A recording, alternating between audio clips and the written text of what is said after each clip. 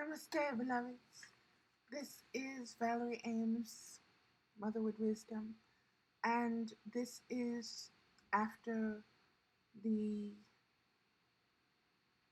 supermoon, super blood moon, May 26th. Um, there's a lot of that came through, and I typed it all up, so I'm going to be reading it so that it comes out clearly. There's a lot of information, and there's a lot to share. My son is coming over, so if I'm interrupted, um, understand I'll just pause the video and continue from um, where I um, left off. And so I'm looking at all of this. I'm going to turn on the light over here just to um, so I'm not all over the place. There we go. And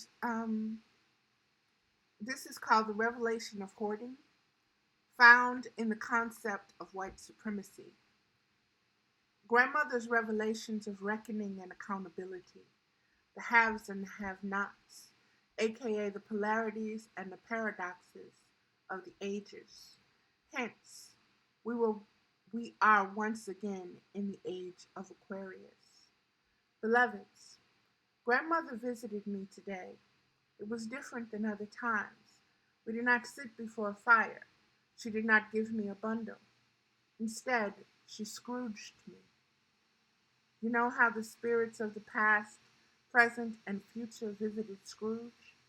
I want to pause right here and give you the Wikipedia vision of definition and meaning. And then I will get right back into the unveiling, reveal of the revelation. Ebenezer Scrooge is the protagonist of Charles Dickens' 1843. It was written in the year 1843, which, when you add each one of those numbers, equals the number 16, which is the goddess mother number, the 16-pointed star. Also, it equals, when you add 1 plus 6, it equals 7. This novella, A Christmas Carol, at the beginning of the novella, Scrooge is a cold-hearted miser who despises Christmas. The tale of his redemption by three spirits: the ghost of Christmas past, the ghost of Christmas present, and the ghost of Christmas yet to come, has become a defining tale of the Christmas holiday in the English-speaking world. Dickens describes Scrooge thus early in the story. And beloveds, pay attention to this because I want you to really grasp the depth of symbolism here. I want you to grasp the ancient root words. And I want you to put together a deeper, more spiritual, metaphysical picture so that you can truly enjoy this the way I did with Grandmother, the way she presented it to me. So here we go. Again, cold. We think of cold being in the season of winter. Okay? So, and again, that's that Christmas season. The Christ Mass. But we'll get there. Let me stop jumping ahead. The cold within him, speaking of Ebenezer Scrooge, the cold within him froze his old features, nipped his pointed nose, shriveled his cheek, stiffened his gait, made his eyes red, his thin lips blue, and spoke out shrewdly in his grating voice. Now, here, this is where Grandmother paused, and she said, think of the colors. Think of them on the chakra system, what they represent. Red equals the root.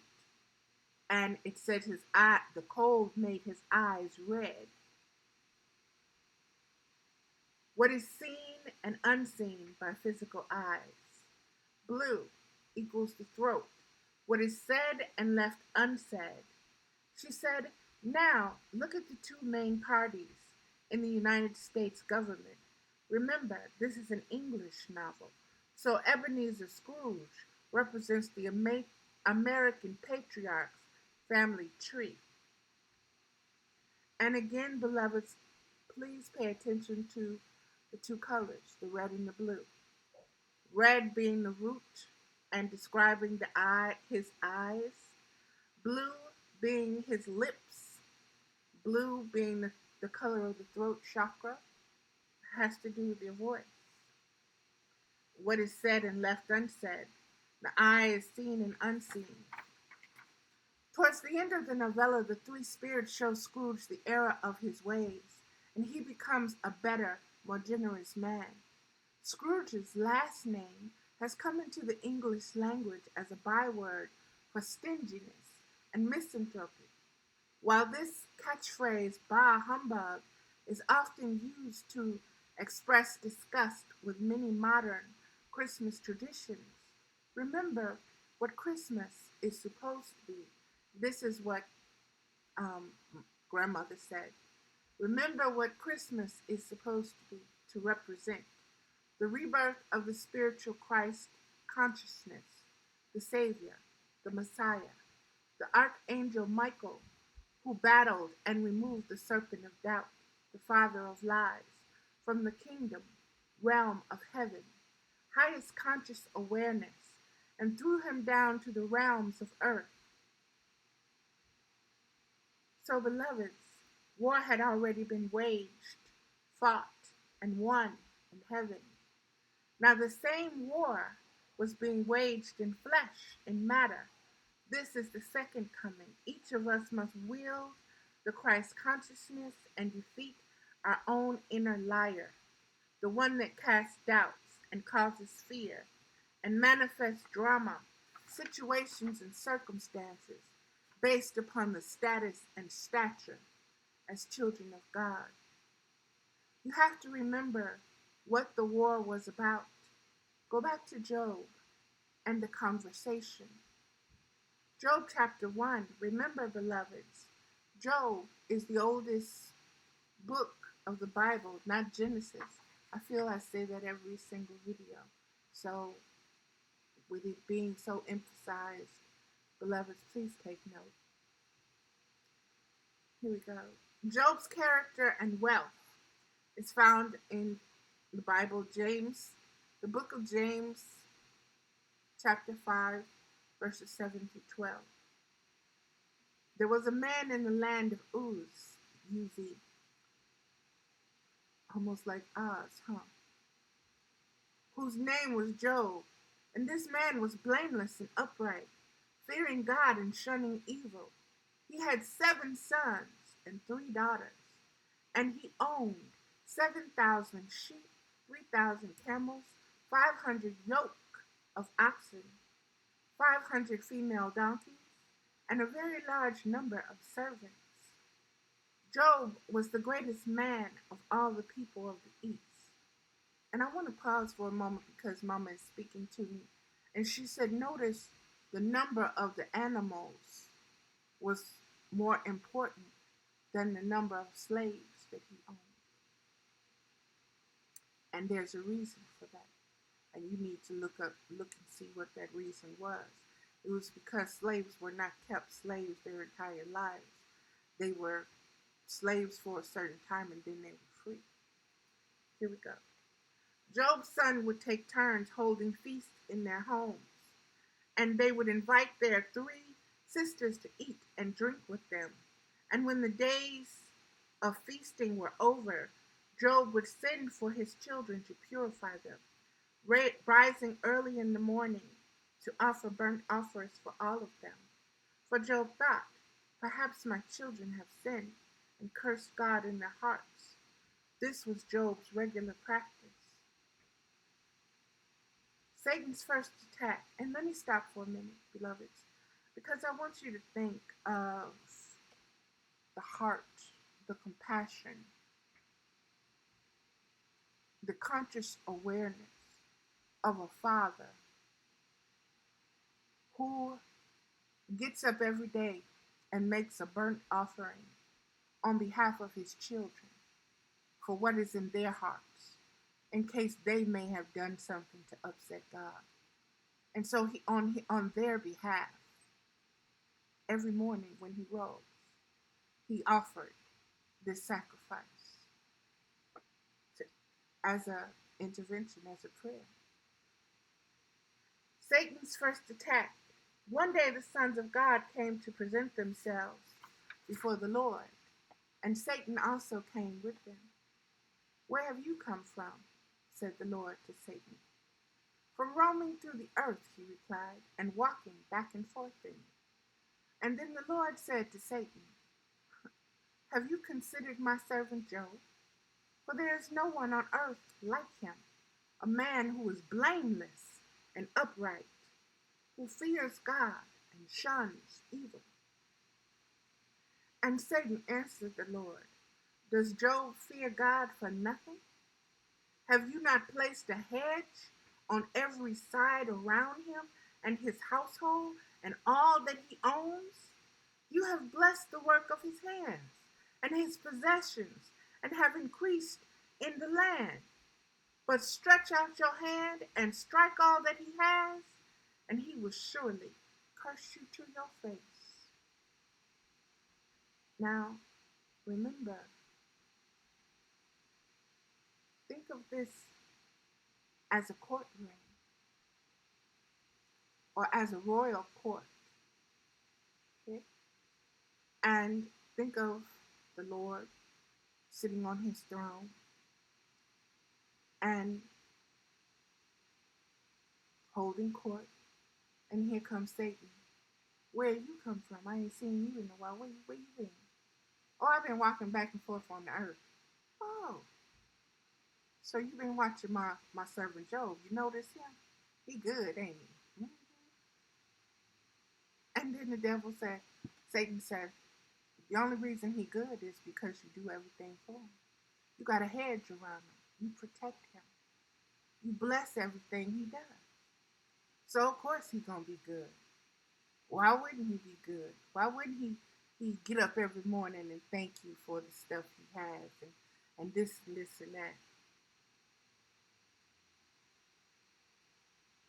Very well, said the Lord to Satan. Everything he has is in your hands.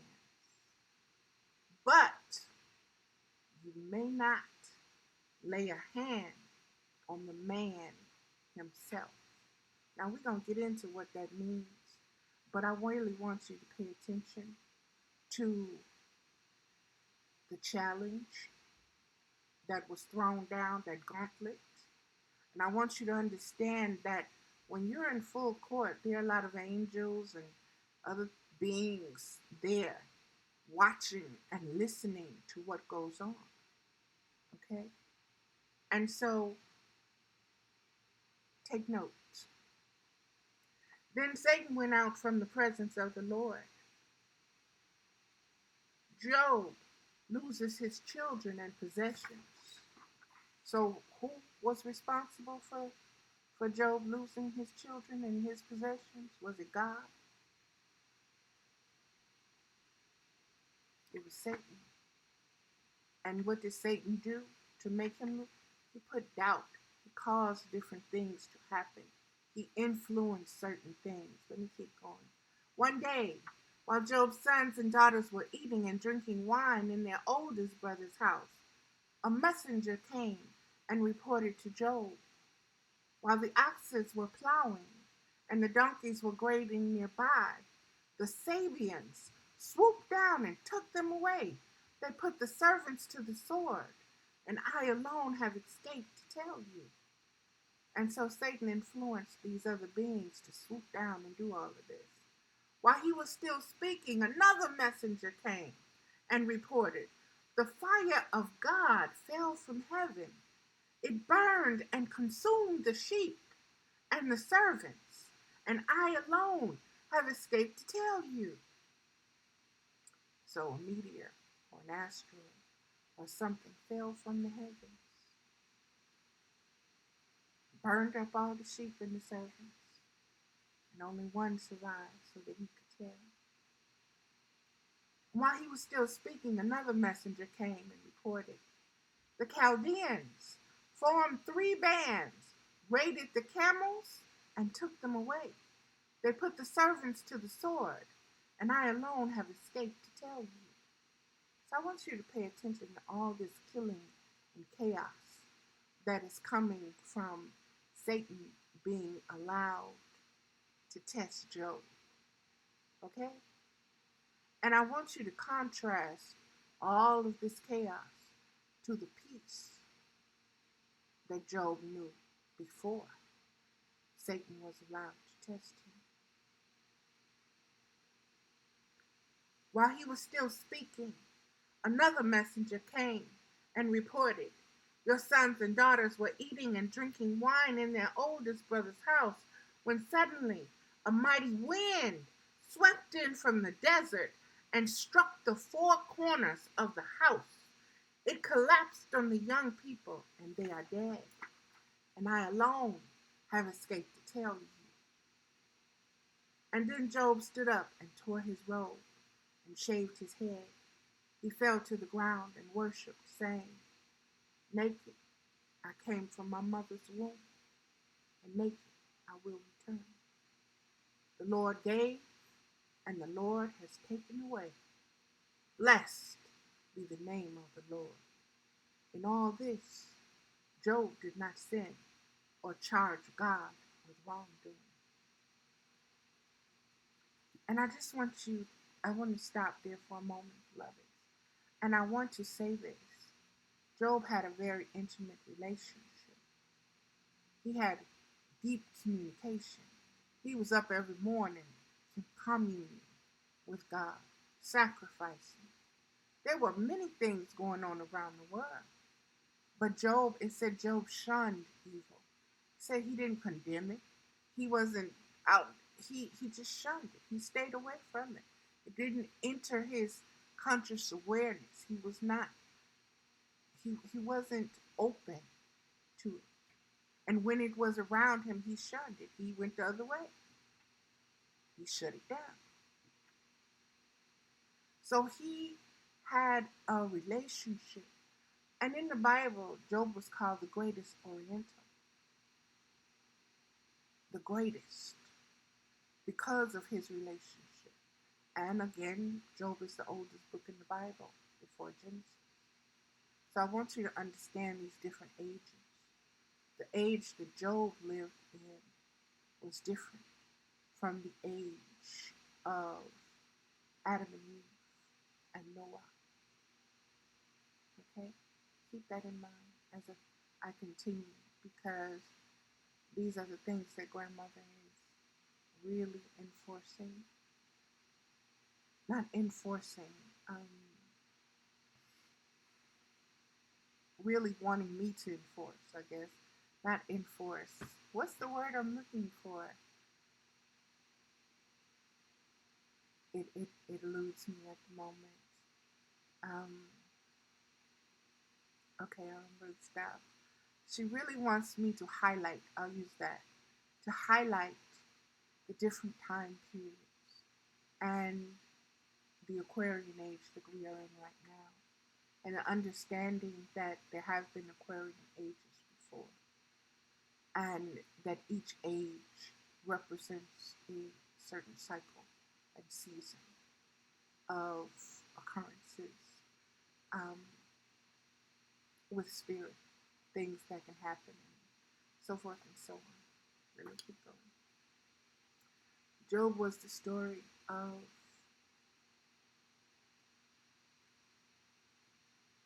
a time period where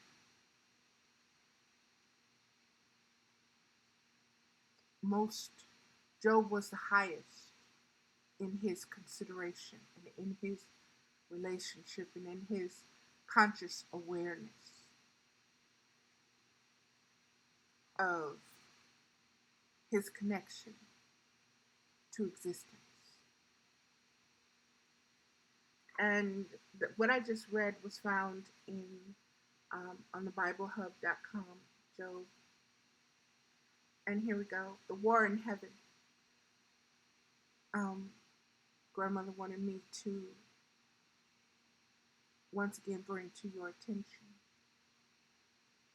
what resulted from that first so-called attack when the gauntlet was thrown down that, oh, well, you only give Job everything, that's why he does this. If you didn't give him everything, he would curse you and blah, blah, blah, blah, blah, blah, blah.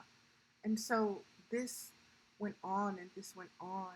And Satan, as most of you should know how the story goes, he kept telling this lie. And a third of the heavens believed him.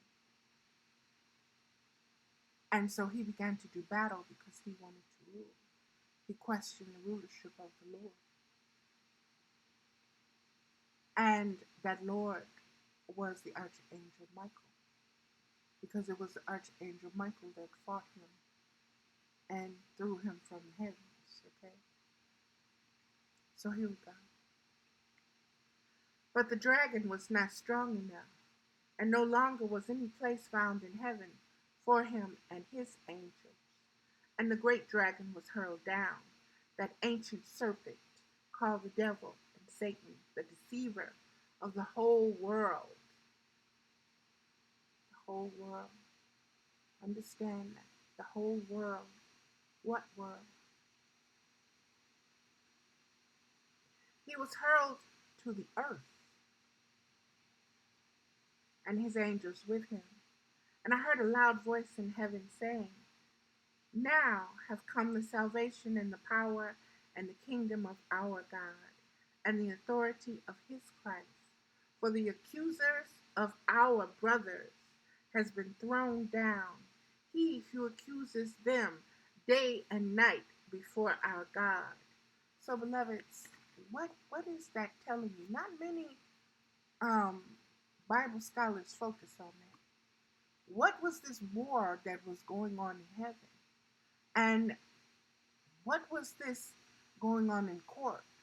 What was being said against the brothers and sister angels?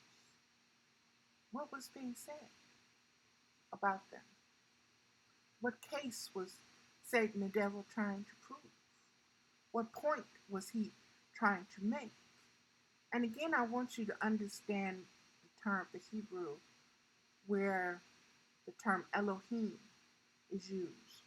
And Elohim is used as a team.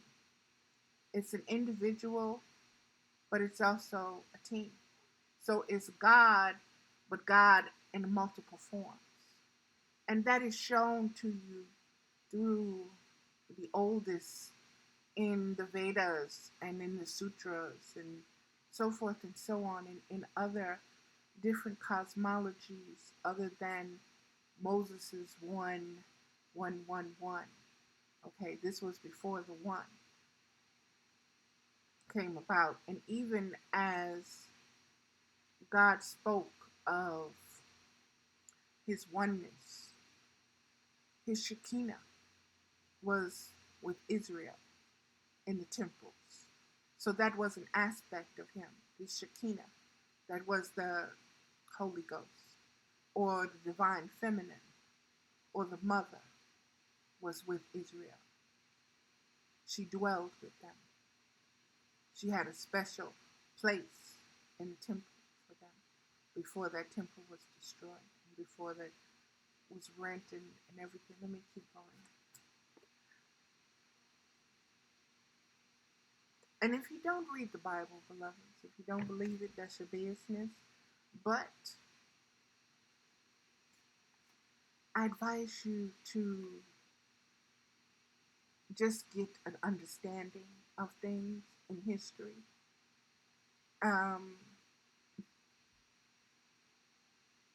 Fairy tales, myths, legends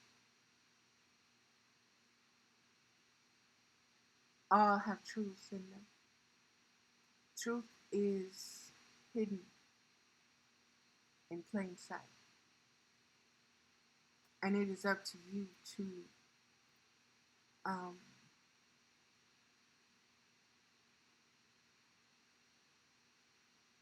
reveal the truth or lift the veil and find the reveal in everything in existence because it's there for you. Okay.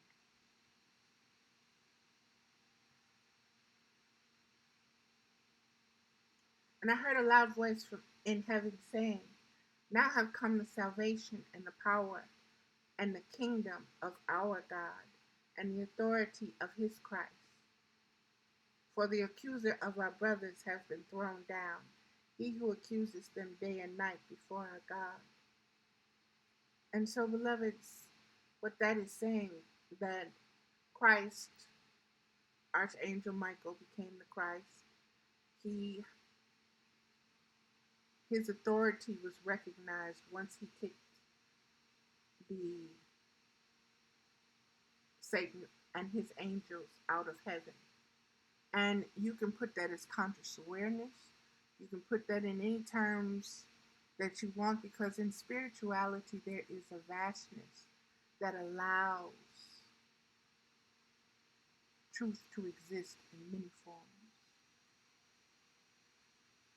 but the same message, just like the Elohim. Okay? And a great sign appeared in heaven, the woman and the dragon. And a great sign appeared in heaven, a woman clothed in the sun, with the moon under her feet, and a crown of 12 stars on her head. She was pregnant and crying out in pain and agony of giving birth. Then another sign appeared in heaven, a huge red dragon with 7 heads, 10 horns, and 7 royal crowns on his head. And his tail swept a third of the stars from the sky, tossing them to the earth. And the dragon stood before the woman who was about to give birth, ready to devour her child as soon as she gave birth. And she gave birth to a son, a male child, who will rule all the nations with an iron scepter. And her child was caught up to God and to his throne. Pay attention to the wording. And the woman fled into the wilderness, where God had prepared a place for her to be nourished for 1,260 days. Now, beloved, you should know that God's days and man's days is 2 different seasons and cycles and frames, okay? The war in heaven, then a war broke out in heaven. Michael and his angels fought against the dragon, and the dragon and his angels fought back. But the dragon was not strong enough, and no longer was any place found in heaven for him and his angels. And the great dragon was hurled down, that ancient serpent called the devil and Satan, the deceiver of the whole world. He was hurled to the earth, and his angels with him. And I heard a loud voice saying, now have come the salvation and the power of the kingdom of God, and the authority of his Christ. For our brothers has been thrown down. For the accuser of our brothers has been thrown down, he who accuses them day and night before our God. They have conquered him by the blood of the Lamb and by the word of their testimony. I want you to hear that.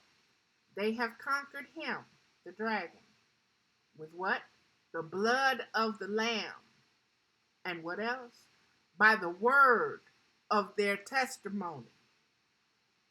And they did not love their lives so as to shy away from death. Therefore rejoice, O heavens, and you who dwell in them. But woe to the earth and the sea, with great fury the devil has come down to you, knowing he has only a short time. Beloveds, I want to state something because that was a sacrifice. That's speaking of a sacrifice. Okay? Now, I want you to understand that energy has no, energy cannot be destroyed. It can only be received, transmitted, and transmuted. And so when you hear of the death being spoken here, understand that that energy, that spiritual energy of those lambs took form. They were it was being, that energy was being given in another way. And it was a step down from the exalted place of where they were. So through unconditional love and compassion, they allowed themselves, their blood, to be used to throw Satan out of heaven. Let me keep going.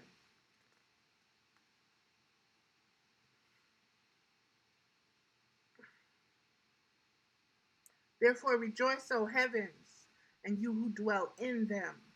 But woe to the earth and the sea, to the earth and the sea. Why do you think there's a distinction? Do you think this is just wording? It's not, beloved. The earth and the sea. Pay attention to these things. Grandmother is really saying that these words have great, deeper meaning. And in this Aquarian age, a lot is going to be uncovered. And a lot of uncovered, unveiled, revealed, revelations. And that is what this blood moon is all about. And there's a lot to tap into, beloved. It's a lot to share and bring forward.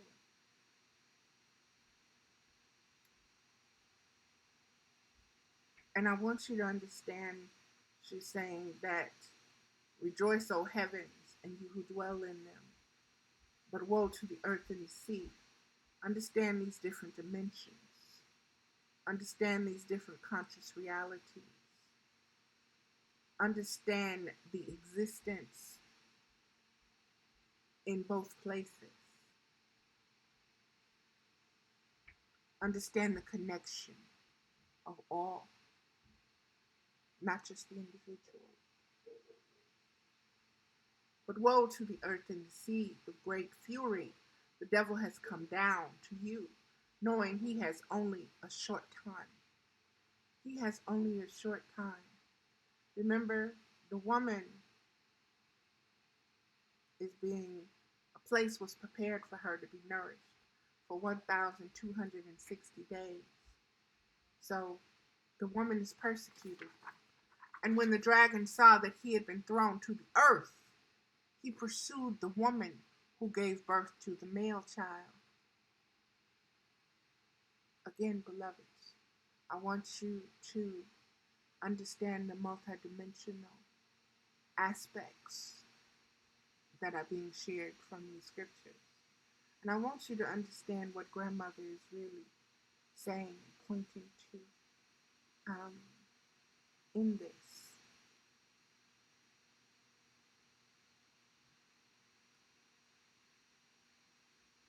If ever there was a movie that needed to be made, this is it. But the woman was given 2 wings of a great eagle to fly from the presence of the serpent to her place in the wilderness, where she was nourished for a time, and times, and half a time, for a time, and times, and half a time.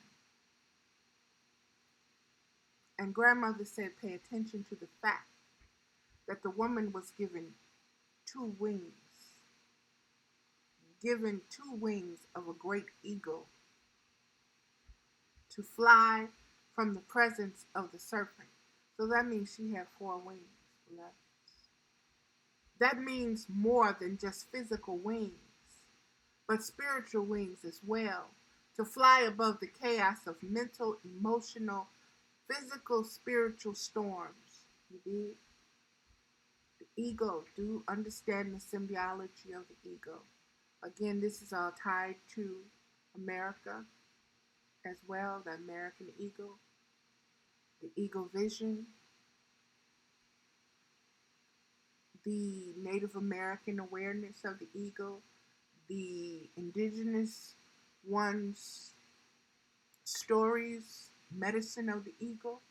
All of this is tied in. All of this is ancient wisdom that is being shared with you once again. And it's being shared right now for a reason. Like I said, all of this is from the um, the blood moon. So all of this is coming forth at this time for a reason. Pay attention. Then from the mouth of the serpent spewed water like a river to overtake the woman and sweep her away in the torrent. And this is what grandmother said. So the woman was already flying up in the air like a phoenix to get away from his presence. The woman was already trying to escape the serpent, this great dragon, who was spewing water at her. Okay, she had wings now. She was able to fly. She was going to the wilderness. Now, this takes me back to the tale of Lilith. And if you know anything about that, beloveds, I advise you to do some research on it. And when Lilith was given wings and when she left Adam and that whole situation. Okay? Again, the Bible has been sewn together like a quilt. Okay? And if you don't know what the truth of each one of those scraps of parchment or paper or stories is truly about, then you can interpret that quilt any which way. Okay? But when you know the essence of each square of that cloth that was sewn together and why this was joined with that one and why this one is above that one and what story each piece tells, then you have a whole understanding of the wisdom that was woven into the story, into the fabric that was passed down as an inheritance. Write it down so the children may know. Not everybody is going to know, beloveds. It's by revelation. It's by prayer. It's from the heart. It's in the stillness that God speaks to you, with that communication that you reconnect and realign to that existence that is beyond the physical, that has always been and will always be.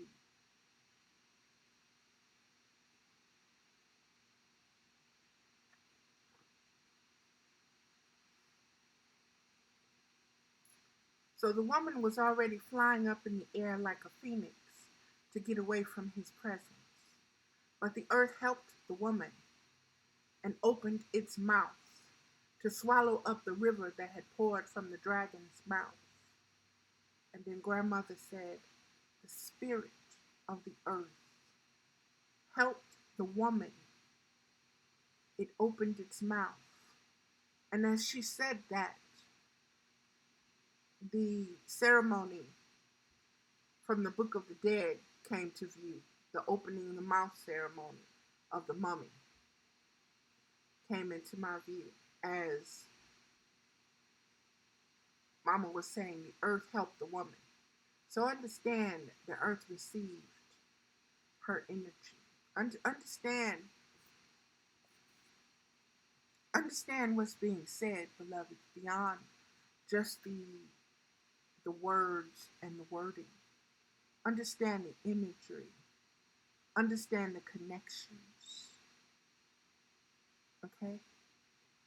Understand what it means in this now moment. It's not just way back then. Remember, the whole presentation of Scrooge was the three spirits, past, present, and future. So the reason grandmother is giving us this right now, don't sleep on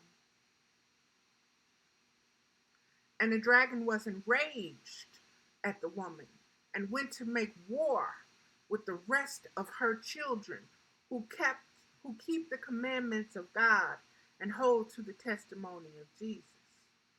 Now, I'm going to break that down. The dragon was enraged at the woman. He was so damn mad that the earth had came and swallowed her up, that she got away from him.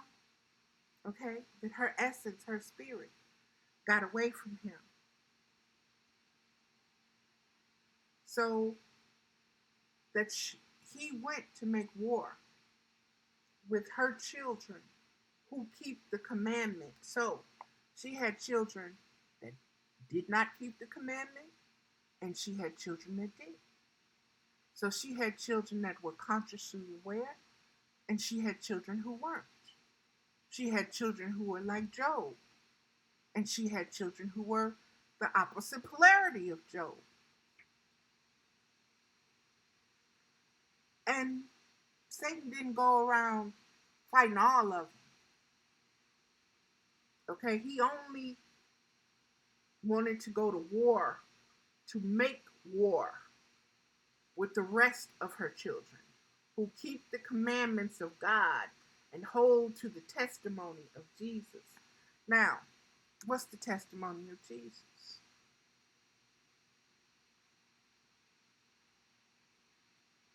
We're living in a time where the Christ consciousness is once again developing, blossoming, blooming, unfolding. And we are witnesses to everything that is going on. What we see with George Floyd, what we see in Israel and Palestine, what we see with our neighbors, what we see with supremacy, what we see with the lies from the politicians. Remember the mirrors. Remember energy. Remember everything has a purpose and a reason. There are reasons that people say, oh, this is fate. Oh, that is your destiny. Oh, this is this and that is that. Universal laws, you can't get away from this, you can't get away from that. There are certain cycles and seasons that there's a time for everything under the sun. Everything is a striving after vanity. Why? Because there is a plan for creation. There has always been a plan. And because of unconditional love, we incarnated into this war. We have incarnated many times.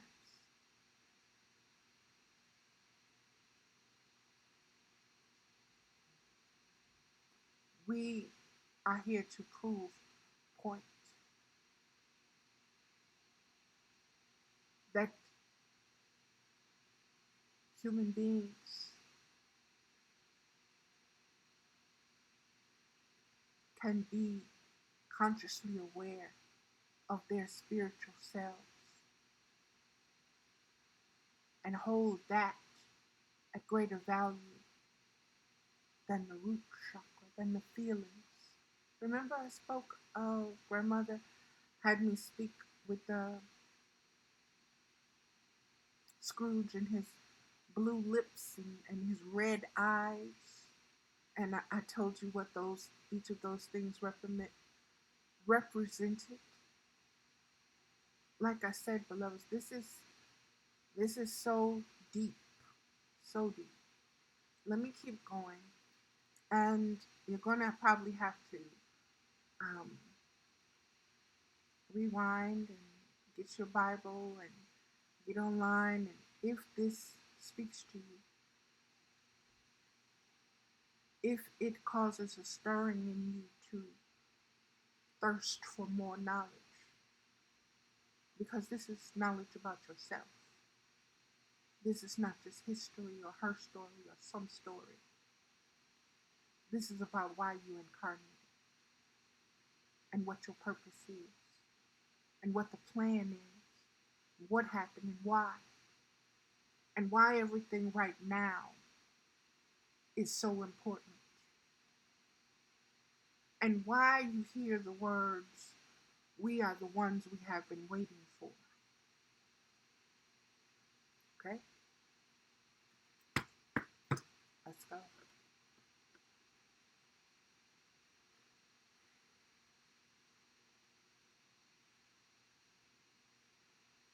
War is not against flesh and blood, but against the powers and the principalities. The rest of her children who keep the commandment of God and hold to the testimony of Jesus, the 42 laws of Ma'at, and are governed by universal laws. So those who are aligned, those who have the conscious awareness to extend beyond just the realm of earth and the slave sleep mentality of Cain, that land of Nod,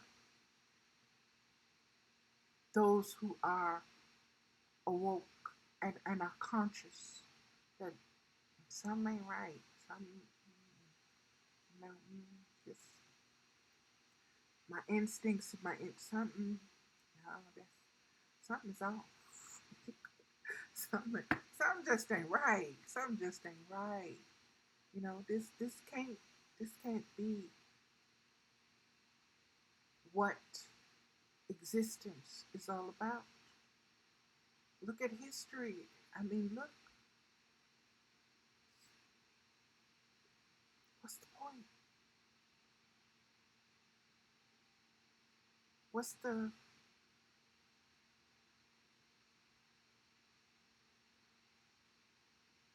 there comes a point and there comes a time and there comes a season when everything aligns. That's the Mazarah.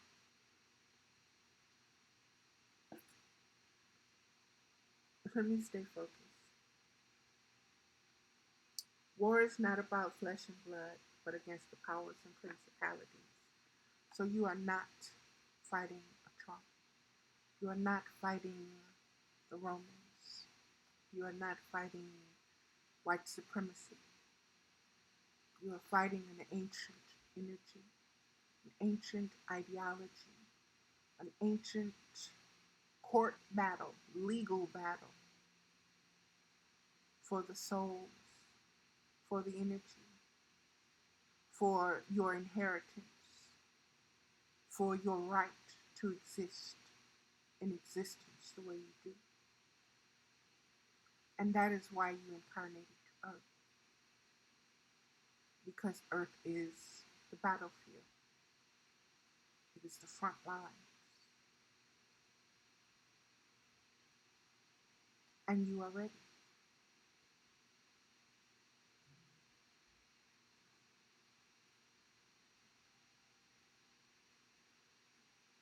And the dragon stood on the shore of the sea. Hear that? The dragon stood on the shore of the sea. So he is not in the midst of the battle. He is on the shore. Remember, he's on the shore. He's not necessarily, remember, the earth and the sea. He's on the shore. Understand that the earth swallowed the woman. She's in the wilderness, and it nourishes her. He is not allowed to go after her. So he's going after her children, those that follow the command.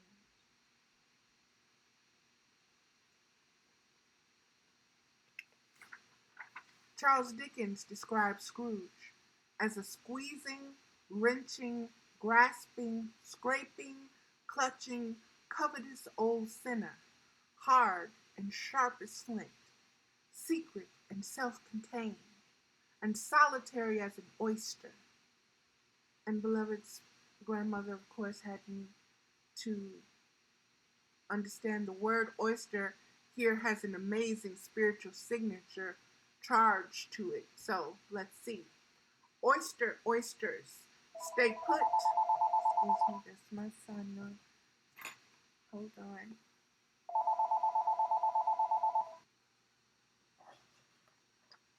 Okay, I'm back, beloveds. My company just left. Let me spray some sage and bring back the energies that we had when I began. I stopped. We were speaking about the oyster, the word oyster, and I'll just read it again. Charles Dickens describes Scrooge as a questioning, wrenching, grasping, scraping, clutching, covetous old sinner, hard and sharp as flint, secret and self-contained, and solitary as an oyster. The word oyster has an amazing spiritual signature charged to it. So let's see. Oyster. Oysters stay put for the most of their lives. This symbol is telling you to remain still and contained. During this time of contemplation, the oyster teaches us that in order for growth at this time, find stability within yourself. You are your own rock. Stay out of the wake of others. And that came from Ted Andrews, Animal Speaks. And the next one about the oyster is, the shell of this equates to armor or obstacles to intimacy. Life's little irritations helping you develop wisdom and patience. Pearls in the oysters are actually formed due to an irritation in the skin caused by a grain of sand or dirt. And that was found on buildingbeautifulsouls.com, the Dream Dictionary.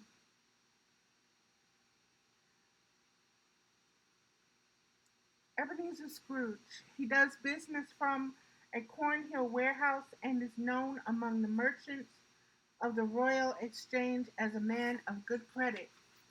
Exchange. Hold on a second here. Let me get this.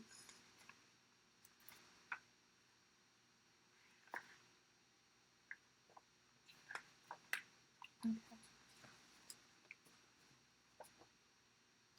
Exchange of magnetic currencies from all bodies.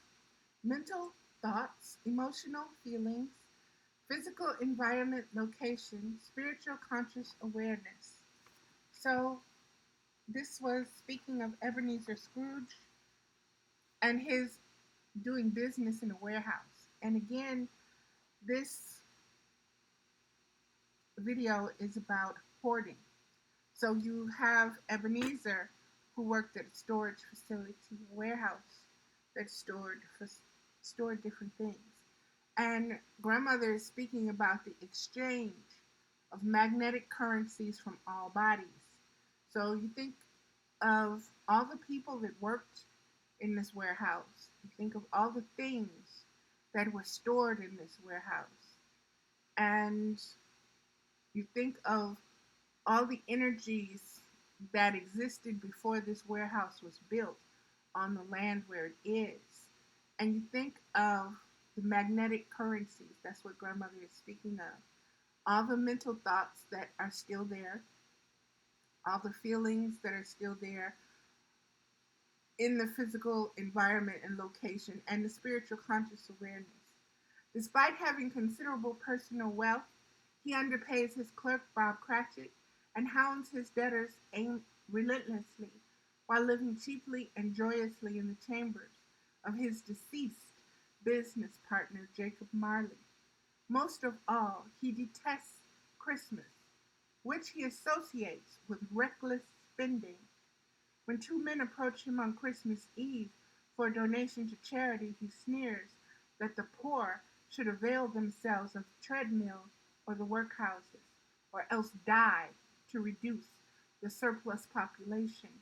He also refuses his nephew Fred's invitation to Christmas dinner and denounces him as a fool for celebrating Christmas.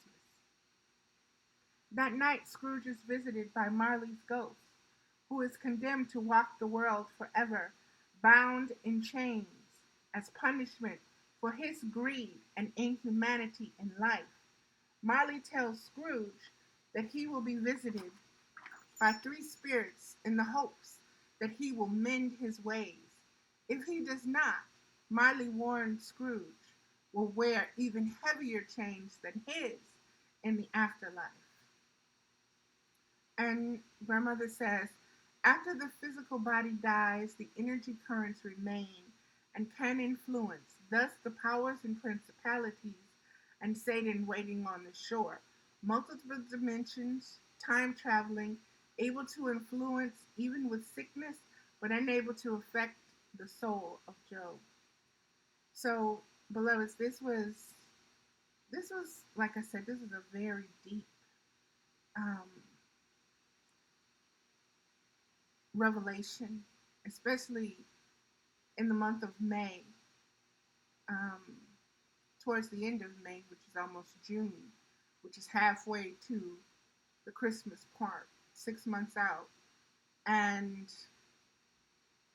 just this information and the polarities and understanding about the energy currents and the fact that we're dealing with the past, present, and future in the spirits, and this is really showing us about time traveling and multi dimensions and how things affect us from other realities. So here we go. The Ghost of Christmas Past shows Scrooge visions of his early life. These visions establish that Scrooge's unloving father placed him in a boarding school, where at Christmas time he remained alone, while his schoolmates returned home to their families. So this is showing you why the foundation of Scrooge's thoughts, his minds, his feelings, um, why his mind reasons and reckons the way it does based upon his own um, response and reactions to his own existence. And here we have him, an unloving father, places him in a boarding school, and at Christmas time he remembers being all alone. And then his beloved sister Fran came to take him home one Christmas, and Scrooge's one happy childhood memory.